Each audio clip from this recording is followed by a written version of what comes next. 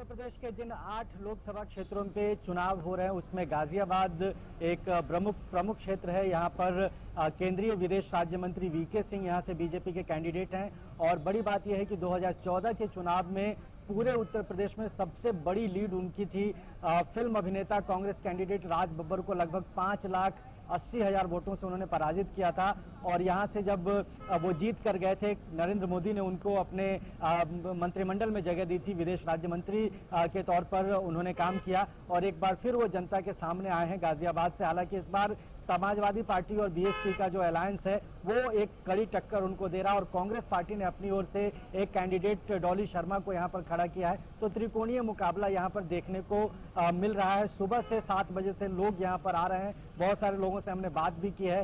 तमाम लोगों के अपने मुद्दे हैं। सुरक्षा, महिला सुरक्षा के नाम पर वोट यहाँ पर दिया जा रहा है। स्वच्छ भारत अभियान को एक बड़ा कैंपेन बनाया था केंद्र सरकार ने नरेंद्र मोदी के नेतृत्व में, उसको एक यहाँ पर मुद्दा लोगों ने माना है और कहीं ना कहीं सिक्योरिटी एक बहुत बड़ा कंसर्न रहा है। यहाँ के लोगों का मिली जुली राय है और बड़ी बात यह है कि तीनों ही राजनीतिक पार्टियों ने अपने अपने जीत के दावे किए हैं। वीके सिंह से हमने बातचीत किया, TV9 से उन्होंने खास बात किया। जब मैंने उनसे पूछा कि अपनी जीत को लेकर आप कितने कॉन्फिडेंट हैं, तो उन्होंने एक सैनिक की भाषा में जवाब दिया कि जब वो हवाई जहाज से नीचे कूदते हैं तब भी कॉन्फिडेंस का लेवल बहुत हाई होता है, तब भी आत्मविश्वास बड़ा होता है। तो ये तो चुनाव है, यानी कि वीके सिंह को लगता है कि यहाँ पर उनके लिए जीत बहुत आसान है और पिछली बार की तुलना में उन्हें उसी तरह का वोट मिलेगा। और दूसरे जो राजनीतिक पार्टियों के कैंडिडेट हैं उनका भी लगभग यही मानना है। तो कुल मिला के आप कह सकते हैं कि गाजियाबाद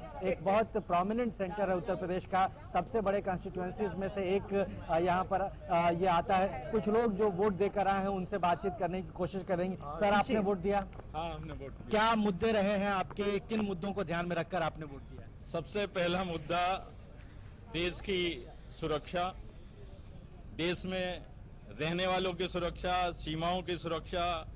देश में जो बढ़ती हुई महंगाई थी पिछले सालों में, पिछले 5 साल से पूर्व में जो स्थिति थी उसमें कमी, ये सारे मुद्दे हैं।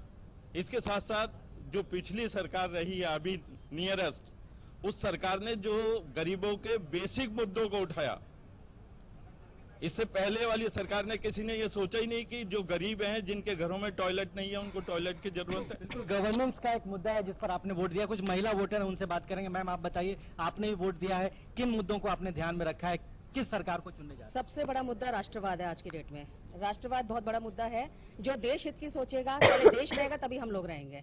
इसलिए सबसे पहले राष्ट्रवाद, उसके बाद बाकी मुद्दे आते हैं जिसमें पिछली सरकार खरी उतरी है। उससे पहले जो मूक सरकार थी 10 सालों तक, उस सरकार ने जो किया वो भी हमने देखा। लीडरशिप क्या होती है ये हमें पिछले 5 सालों में पता तो बिल्कुल विकास के साथ राष्ट्रवाद का जो नैरेटिव है वो यहाँ पर दिखाई दे रहा है। और भी बात करेंगे। मैम, आप बताइए, आपने भी वोट दिया है, क्या ध्यान में रखकर वोट दिया? ये छोड़िए।